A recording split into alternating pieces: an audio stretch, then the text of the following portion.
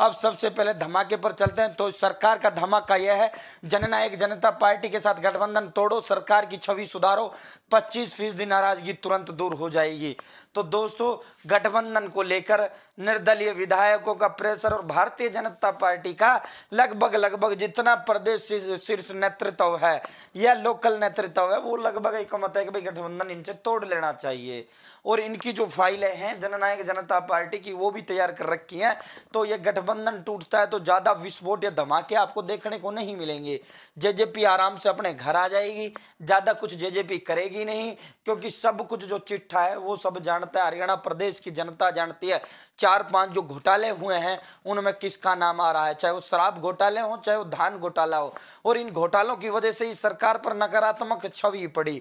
प्रथम जो कार्यकाल जो भारतीय जनता पार्टी का रहा था वो बेहतरीन कार्यकाल रहा था, लेकिन दूसरा जो कार्यकाल है इसमें जनता इस कदर नाराज है, ये आज भी गठबंधन तोड़े तब भी ये बहुमत की स्थिति में नहीं आ सकते, तब भी ये चुनाव जीतने की स्थिति में आज की तारीख में भारतीय जनता पार्टी नहीं आ सकती। ये गठबंधन बरकरार रखें या गठबंधन अलग रखें।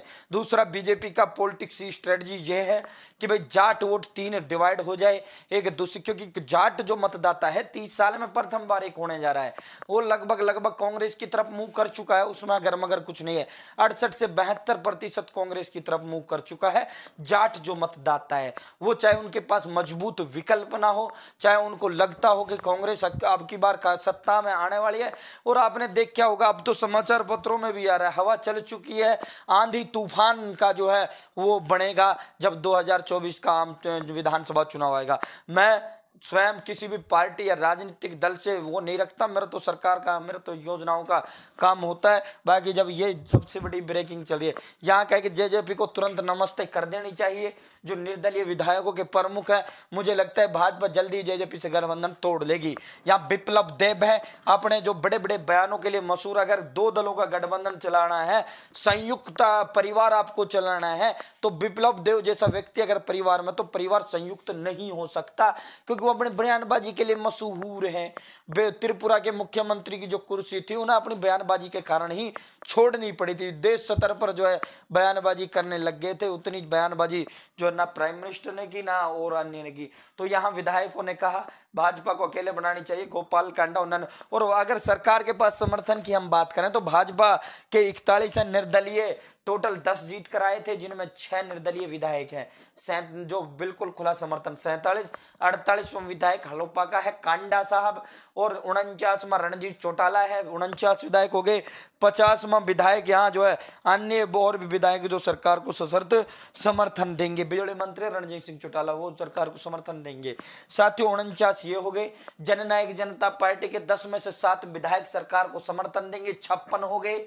और साथियों यहाँ जो इन्होंने भाई ये जो दैनिक सवेरा उन्होंने 48 विधायकों का समर्थन बताया है, जबकि हमारे जो सोर्स हैं, हम अपने सोर्स के हिसाब से कह रहे हैं 5 से 6 विधायक जो लगभग जननायक जनता पार्टी के, वो मलाई खाने बीजेपी में जाएंगे।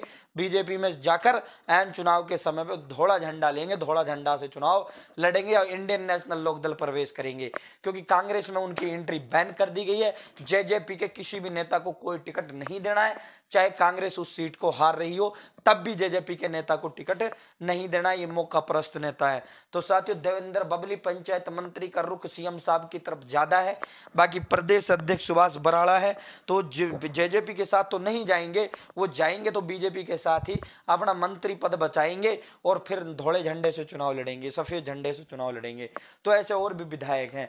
जेजेपी के विधायक कहीं के नहीं रहे हैं, जो है जेजेपी की हालत बहुत खस्ता हो चुकी है, इसमें अगर मगर कुछ नहीं है, उससे भी बुरी खस्ता हालत बीजेपी की हो चुकी है।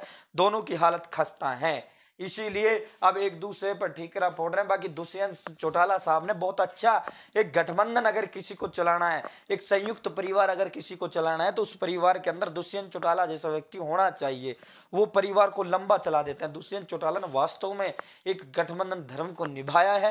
देखो मैं उनकी पॉलिटिकल स्ट्रेटजी से मैच नहीं करता, और ना मैं तो चारों पार्टियों किसी कोई मेरा वो नहीं है, मैं तो घोषणा पत्र चारों को देखता हूँ, जिसका अच्छा लगता है उसी को अपना वोट कास्ट कर देता हूँ। मेरा किसी के साइड कोई फेवर नहीं होता। बाकी जो चल रहा है प्रदेश के अंदर उसे बताने का फर्ज व कर्तव्य मेरा भी बनता है।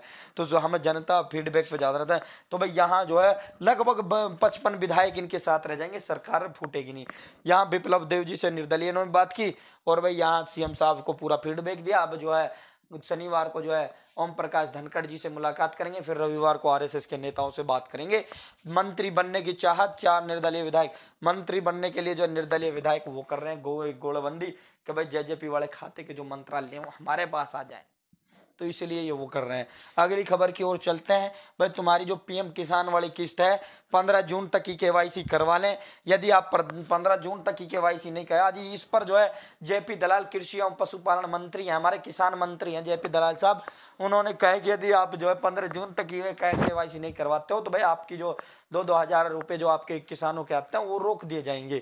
तो यहाँ जो प्रधानमंत्री किसान सम्मान निधि के जो 2-2 हज़ार रुपये का लाभ ले रहे हैं 15 जून से पहले अपनी केवाईसी करवाना सुनिश्चित करें। दलाल ने कहा कि पीएम किसान सम्मान निधि की 14वीं किस्त तब तक किसानों के खाते में नहीं आएगी जब तक केवाईसी नहीं होगी।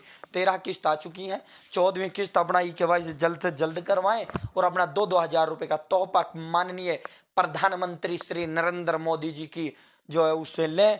उस साथियों तोहफा देते हैं पीएम साहब, ये बहुत अच्छा कदम ये जो है केंद्र लेवल पर अच्छा कार्य कर रही है केंद्र सरकार, जबकि स्टेट लेवल पर फेल है, बिल्कुल 0/0 है। 10 में से 0 अंक मैं स्टेट पर दूंगा। और इस सरकार ने तो जमा नाश कर दिया बिल्कुल, जो फिलहाल वाली सरकार चल रही है। ये जनता का कहना, मेरा कहना नहीं है। फैमिली आईडी से बीपीएल जारी किया, अच्छा किया, बहुत बेहतरीन किया, लेकिन इंप्लीमेंट सही ढंग से नहीं हो पाई। जो बड़े परिवार थे वो बीपीएल का लाभ ले गए, जो गरीब परिवार था उन्हें पता नहीं था, वो बेचारे बाहर हो गए। साथियों अगली खबर, परिवहन विभाग की लाइसेंस वगैरह की ये जो 22 सेवाएं हैं, परिवहन यानी वाहन से रिलेटेड जो 22 सेवाएं थी उन सभी का जो है वो 22 सेवा तो वो कर रखी है। जैसे लाइसेंस 7 दिन में बनेगा, रिन्यू 10 दिन में होगा, 3 दिन के अंदर रजिस्ट्रेशन मिल जाएगा, आरसी 7 दिन के अंदर मिल जाएगा। ये 22 सेवाएं जो है सरकार ने ऑनलाइन कर दी हैं। 2022 से नवंबर में ऑनलाइन की थी, जब हुई थी मैंने इसका आपको जो है पूरा डिटेल्ड बताया था। चाहे स्वामित्व का हस्तांतरण हो या फिर गिरवी जारी रखना हो या फिर पते में बदलाव करना हो या फिर गाड़ियों का नया परमिट जारी करना हो या परमिट का रिन्यूअल होना हो, किराया खरीद समझौता हो, अस्थायी परमिट हो, रजिस्ट्रेशन फीस हो, मोटर वाहन के रजिस्ट्रेशन हो, फिटनेस सर्टिफिकेट हो, फीस के बदले वो हो, मोबाइल नंबर अपडेट कराना हो, और इसके अलावा लाइसेंस जारी करना हो, लाइसेंस का रिन्यू हो, लाइसेंस को ट्रांसफ़र करना हो, लाइसेंस में पते का बदलाव करना हो, तो ये सभी जो है 7 दिन 10 दिन का टाइम ऑनलाइन ये सारी चीज़ें होने लगी थी। तो अब इसमें 13 सेवाएं और प्रदेश सरकार जोड़ने जा रही है। वाहन यानी गाड़ी से जुड़ी हुई 35 सरकारी सेवाएं जो है आपको घर बैठे ऑनलाइन एक क्लिक के माध्यम से मिलेंगी, आपको कहीं जाना नहीं पड़ेगा और उसमें टाइम निर्धारण कर दिया जाएगा। तो फिलहाल इतना ही, बहुत बहुत धन्यवाद। जय हिंद, जय भारत, जय हरियाणा। चैनल सब्सक्राइब जरूर करें।